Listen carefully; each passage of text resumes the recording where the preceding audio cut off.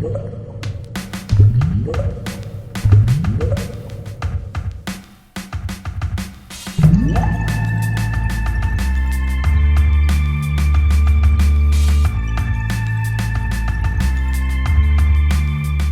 everybody, welcome to Board Online, Board Offline. Today we're continuing our series of top lists, which we always have in January. This year it has expanded a little bit more than normal. I might have to start pushing some of these into other months, but at this point, almost every month has its own top list. So we're going to get into the top 3 games from 2012. That's 10 years ago. The top games from 10 years ago. We're going to get into that right now. And of course, we do it in 3 minutes starting now. So number 3 is Lords of Waterdeep. This was not the first worker placement game I played, but it certainly is a good intro worker placement game when you have just the base game. Then when you add the Scoundrels of Skullport expansion, it becomes a really great, really interesting and intriguing worker placement game for, even more, it's even more advanced and really adds a lot of really cool decisions in there. That expansion adds this what's it called, corruption, I believe, mechanism where you can take more powerful actions than are originally available, but you're going to get corruption, and that corruption ends up being negative points at the end of the game. And the number of negative points it's worth is based off of how much corruption is out there. So the more players that use corruption, the more players that take corruption, the worse that corruption is for everybody. Really, really intriguing. And, other than that, it's based in Dungeons and Dragons universe. It'll reference a lot of places that people familiar with that universe are familiar with. And, of course, Waterdeep itself. That's Lords of Waterdeep. Number 2 is Mice and Mystics. This is from Plaid Hat Games.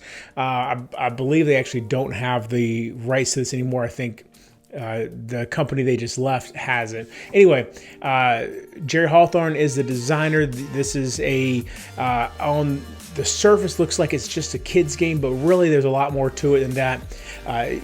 In the game, you've been transformed into mice in medieval times by a sorceress.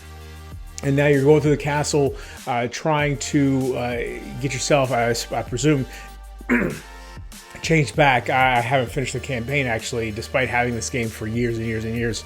But, lots of combat against rats and spiders and centipedes and all this stuff, and tons of cool equipment you can get, lots of spells and special abilities, and cheese is your currency. It's a really cool game, Mice and Mystics. And number 1 is Legendary Marvel. So it's the only Legendary game I've played. I know there's a ton of Legendary games out there. I'd be really interested in trying some others, but Legendary Marvel was the only one that I ever got my hands on.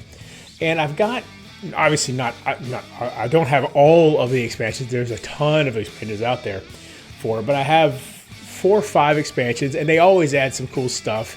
And, it comes with a bunch of superheroes already from the Marvel Universe. And it's a deck building game where at the beginning of the game you'll choose a villain, and the villain will mix and match some henchmen that will be working for them.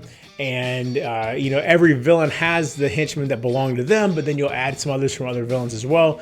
And you have a particular mission. That's my time. You have a particular mission for, depending on what you're doing. And then you have just absolute load of heroes to choose from.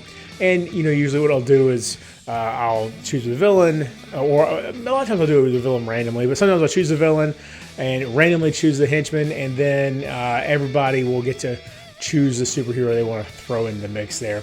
But sometimes it can be fun just to completely randomize it as well.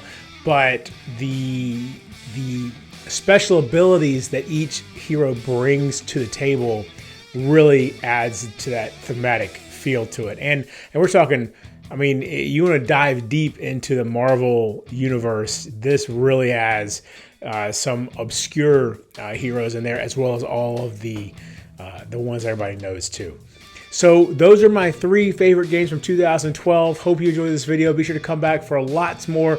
We already covered the best games of the 3 best games of 2021, but we're going to cover the best 10 games that were new to me in 2021. That'll be the next top 10 list that comes out this month. So be sure to come back for that. And until next time, for Bored Online, Bored Offline.